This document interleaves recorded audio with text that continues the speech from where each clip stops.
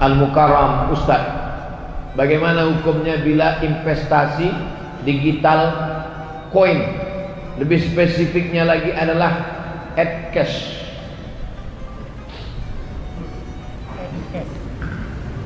Dulu awal-awalnya jual belinya, bapak punya padi, saya punya ikan. Ikannya ditukar dengan padi. Kamu mau ikan ini tukar dengan padi? Mau. Karena nggak mungkin dia makan beras nggak pakai ikan. Saya pun nggak mungkin makan ikan nggak pakai nasi. Maka kita tukarlah. Ikan saya bagi 2, beras kamu bagi. Akhirnya setuju. Maka jual beli ini disebut dengan barter, bukan barcode. Ini yang paling tua, namanya barter. Kemudian maju lagi dari Yunani ada logam yang dicetak bulat-bulat, namanya dinar. Orang Yunani menyebutnya dinar. Sampai ke kota Makkah, sampai ke kota Madinah, dia disebut sebagai dinar. Tidak lagi pakai barter. Saya punya dinar, saya bisa beli apapun dengan dinar ini. Bisa beli tanah, bisa beli onta, bisa beli gandum, pakai dinar. 1 dinar itu 4,25 gram emas. Meningkat dari barter menjadi dinar dan dirham. Meningkat yang ketiga. Yang ketiga, tidak lagi pakai dinar. Dinar tidak bisa lagi dibawa. Karena kalau sampai saya bawa dinar sekarang, bisa dikejar maling. Wah, itu ada dinar. Pakai cincin emas saja sedang dirampok orang. Bukan diambil emasnya, sama jari-jarinya dia potong. Barter, di atas barter dinar, di atas dinar. Ini yang ketiga, keluarlah apa yang disebut dengan uang kertas. Uang kertas dicetak oleh negara supaya emas tidak berkeliaran di jalan. Di Indonesia ada berapa emas? Misal 1 ton. 1 ton emas dikeluarkan kertas senilai 1 ton. Negara hanya boleh mencetak kertas sebanyak emas di negara itu. Jadi kalau di negara itu emasnya cuma 50 kilo, maka boleh dicetak uang kertas senilai 50 kilo. Jadi di seluruh dunia ini yang paling banyak boleh dicetak kertas adalah di Pulau Jawa, karena disitulah emas yang paling banyak.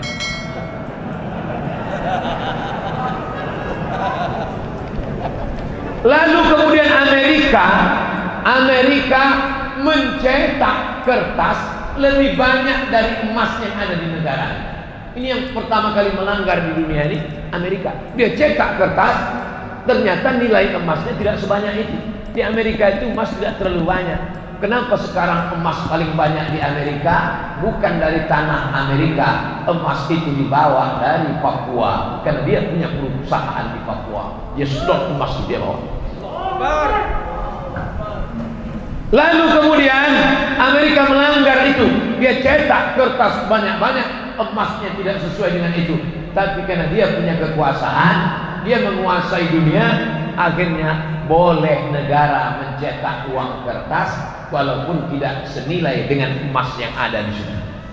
Sudah 3. Barter, dirham, dinar, kertas. Sekarang puncaknya yang keempat. Ini yang disebut dengan duit digital. Digital money. Produknya banyak, macam-macam. Sama dengan uang kertas. Namanya uang kertas, tapi ada rial, ada ringgit, ada rupiah. Nah sekarang yang keempat ini digital money, money crypto. Jadi macam-macam dia. Duitnya nggak ada. Kalau kertas tadi masih ada kertasnya. Ini kertas.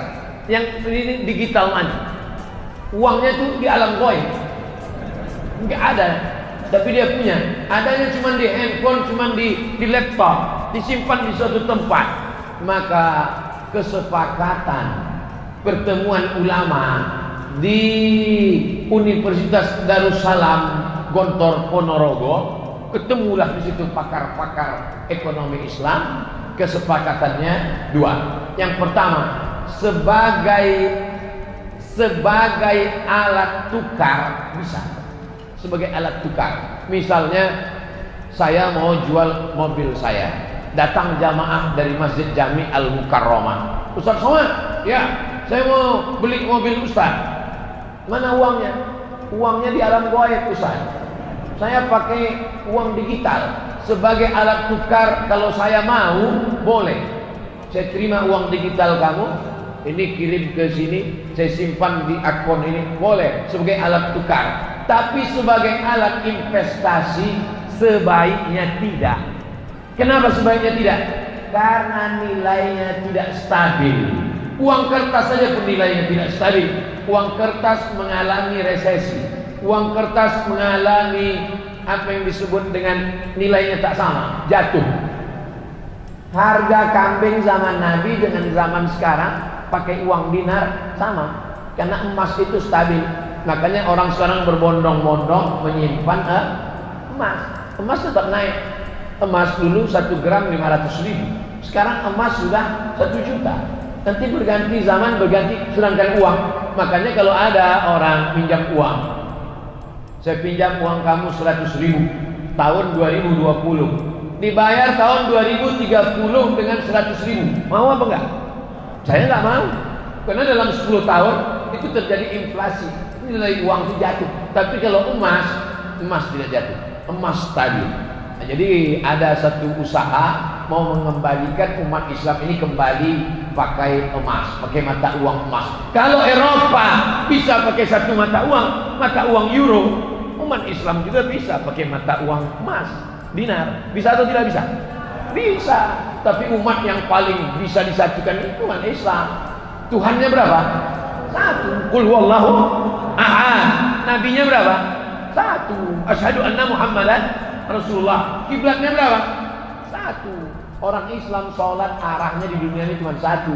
Tapi yang paling sulit disatukan umat Islam. Subuh aja udah mulai. Satu pakai kunut, satu enggak kunut. Satu pakai usolli, satu enggak. Yang satu telunjuknya gini, yang satu gini. Betul. Makanya kita jaga persatuan. Masalah sepele-sepele ini jangan sampai merusak persatuan. Kesimpulannya, money crypto, uang digital sebagai alat tukar oke. Tapi sebagai investasi, kalau beberapa pemain money crypto kehilangan uang. Bapak Ibu ikut tak berita? Si fulan artis terkenal kehilangan uang digital karena kehilangan karena sebagai alat investasi. Nah, ini. Paham?